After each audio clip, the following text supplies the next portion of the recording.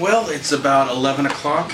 Halloween is almost over, so I thought I'd take advantage of this and wear this shirt one last time in celebration of Halloween. But so weird, this Halloween has been so weird because this is probably the first time I didn't go to a party or go out and collect candy or just have fun and go out. I pretty much went to the movies. I think this might be the first time in a long time, I don't remember the last time, that I went and saw a brand new movie on Halloween night.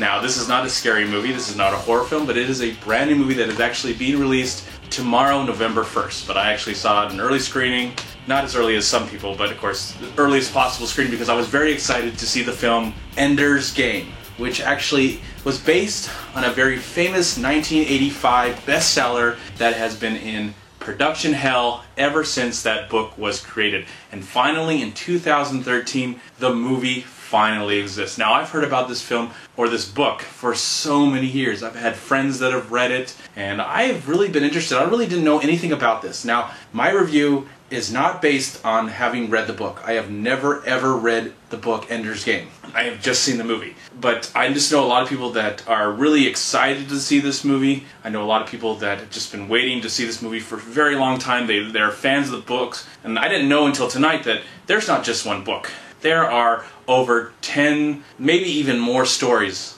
that contain in this world that is created by Orson Scott Card. So I didn't really know much. All I knew about that, the few little things I'm telling you right now. Now, this movie has a big, huge cast of a lot of young people and old people. The young people, well, Ender, he's played by Asa, I hope I get that right, Asa Butterfield, who a lot of people know from my favorite film of 2011, Hugo. But also the young cast is Haley Steinfeld, Abigail Breslin. There's some other people that I don't really remember at this time, but I've seen before in other movies.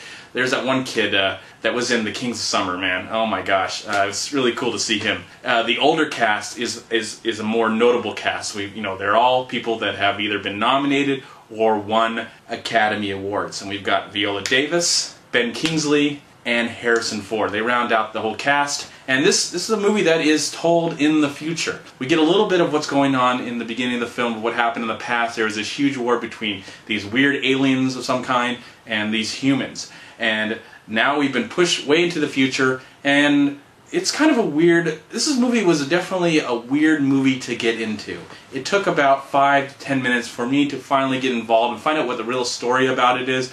We learn all this through Ender, and he has been taken off to this like battle school of some kind and put into this world and put in charge. I really like the fact that they actually put these kids in charge. They are the major players of this whole situation to just help save the human race. And that, when the movie started, when it started to go in that direction, it started to be more compelling. But I guess from the get-go, I have to say the visual style to this film was amazing. And the music is, I would buy the soundtrack right now. I would definitely literally go out and buy the soundtrack right now based on just the music. But is the story something really interesting to get into? Is it stay true to the actual novel? Now, if you've actually seen this movie and you've read the novel, I'd really be interested to see what you have to say. But I have to say, this is a movie that gets me interested to actually read the source material. I can't say that a lot with things like Twilight or The Host that just came out a few months ago, but just like the Hunger Games, it was a story that once I saw the movie, I had to read the book. Now I'm really quite interested to read this book. I want to find out more. I'm really interested in this whole universe. Now, there is some problems in this film. I feel like it is quite melodramatic at times. It does give a little heavy-handed, and it goes a little over the top for my taste. Just everybody feels like they don't really have any personalities in this future. They're just really heavy-handed, and they're really just kind of, I don't know, just really, like, I gotta go.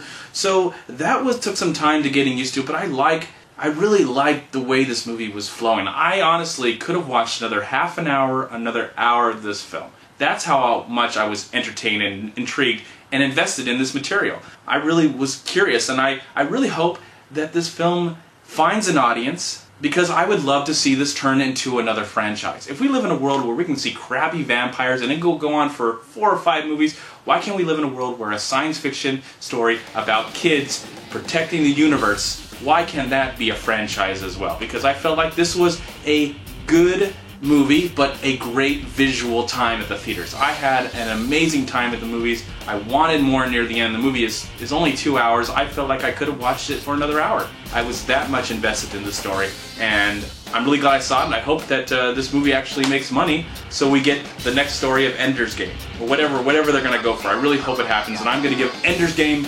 3.5 out of 4 stars. Thank you so much for watching. I'm Movie Man Chad. Please like, comment, subscribe to my channel. I'm also on Twitter and I'm on Facebook. And please go to WeLiveFilm.com and subscribe right here on YouTube to We Live Film. And if you love movies as much as I do, please check out MoviePass.com. And if you loved what you've seen right now, hit the subscribe button right there and please subscribe to my channel. Thanks so much for watching and have a great day. Bye-bye.